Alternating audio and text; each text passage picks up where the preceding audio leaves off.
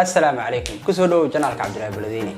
maanta waxaan bilaabaynaa muuqaalo taxane ah oo la magac baxay ma doonaysaa inaad barato muuqaalahaas oo ku sharxi doono kulliyadaha kala duwan ee engineerinka iyo kulliyadaha kaleba maanta muuqaalkeena koowaad wuxuu noqonayaa electrical engineering ma doonaysaa inaad barato electrical engineering qof kasta marka uu wax baranayo waxa ugu horeeya looga baahan yahay waxa waaye inuu jecel yahay waxa uu baranayo xiisana uu hayo haddii aad jeceshahay inaad baratid electrical engineering waxaa jira maadooyin lagaaga baahan yahay inaad ku fiicnaatid tusaale ahaan maadooyinka sayniska siiba xisaabta iyo physics-ka kuwaasoo aas-aas u ah kulliyadda engineering-ka guud ahaan maxaad la kulmi doontaa marka aad jaamacadda bilowdo kadib haddii aad ku fiican tahay maadooyinka xisaabta iyo physics-ka waxaad la kulmi doontaa soo dhaweyn wanaagsan insha allahu tacaala balse mar walba ogsoonow waxaad u gudbaysaa marxalad cusub oo jaamacadeed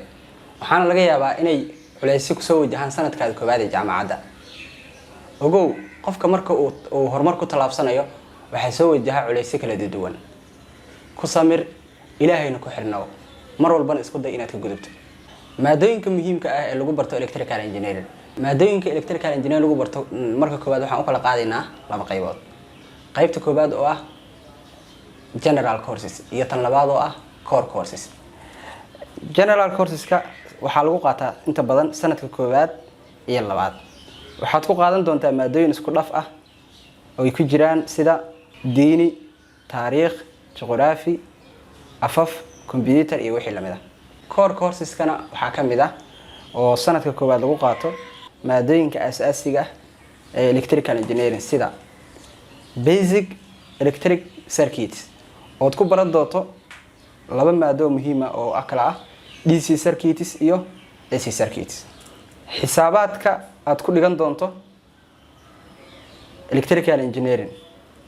xisaabaadka ugu muhiimsan ee electrical engineering lagu barto waxaa ka mid ah linear algebra calculus oo kala bixi doonto 1 2 iyo 3 differential equation complex variables transforms oo asina u kala bixi doono Laplace transform Fourier transform Z transform iyo wixii lamid ah physics-ka aad ku baran doonto electrical engineering waxa ugu muhiimsan electricity and magnetism oo base ah waves and oscillation thermodynamics mechanics iyo wixii lamid ah core courseska ugu muhiimsan ee maadooyinka ugu muhiimsan ee major-kaaga ah ee aad ku baran doonto electrical engineering waxaa ka mid ah sida electronics analog electronics u kala bixi doono analog electronics iyo digital electronics waxaa ka mid ah machines oo lagu baran doono motors iyo generators motorka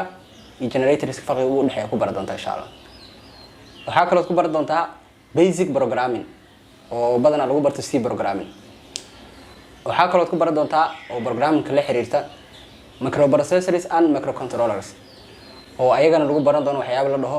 assembly language oo iyo sida naftirkeeda isticmaalaan oo sometimes marka isticmaalaysa Arduino oo kale waxay ku waxa la isticmaalaa C programming waxa kale oo aad u muhiim ah oo baran doontaa power system oo electrical engineering ka inta ugu muhiimsan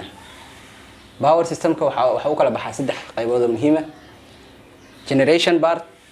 transmission part iyo distribution waa maxay saddexdaas af Soomaali ahaan generation oo dhalinta ah transmission oo soo gudbinta ah iyo distribution oo ah qaybinta iyo gelinta xaafadaha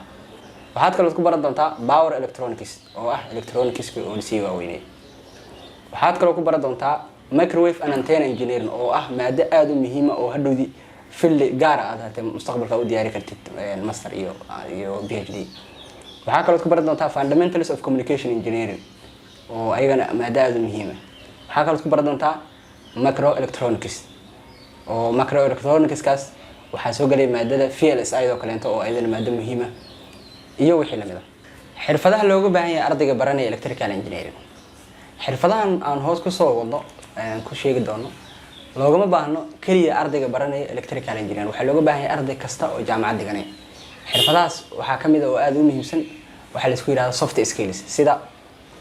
basic computer inaad taqaano basic computerska sida tusaale ahaan Microsoft Office Word-ka iyo Microsoft PowerPoint-ka waxaa kale oo lagaaga baahan inaad lahaatid presentation skills oo aad presentation dad hortooda wax ka soo jeedi kartid number 3 waxaa kamid ah communication skills inaad dadka la xiriiri kartid inaad dadka wax fahansiin kartid iyo wixii lamid ah haddii aad tahay arday hadda dhiganaya oo wado barashada electrical engineering taladayda waxay tahay haddii aad tahay arday wada electrical engineering in aad xilli hore go'aan ka gaartid maadada aad ka dhiganaysid majorka waayo electrical engineering waa bad weyn oo ma wada baran kartid marka waxaan kugula talin lahaa in aad xilli hore doorato maadooyinka aad jeceshahay kamid ah sida electronics aata ama power aata oo hadhowdi aad ka dhigatid major markaad electrical engineering aad bachelor ka dhamaysid kadib aad master iyo PhD ka diyaarinaysid aad baad ugu mahadsantahay daawashada muuqaalkan si aad u hesho muuqaaladeena kale fadlan channelka subscribe saar gambaleelkana furo like iyo share asxaabtaada la wadaag halka commentigana nagula wadaag kulliyada aad jeceshahay inaan muuqaalka kan xiga aan ku soo gudbino muuqaalkeena halkaas uu ku egyahay inta aan ku kulmi doono muuqaalka kan xiga waxaa idinkaga tagayaa assalaamu calaykum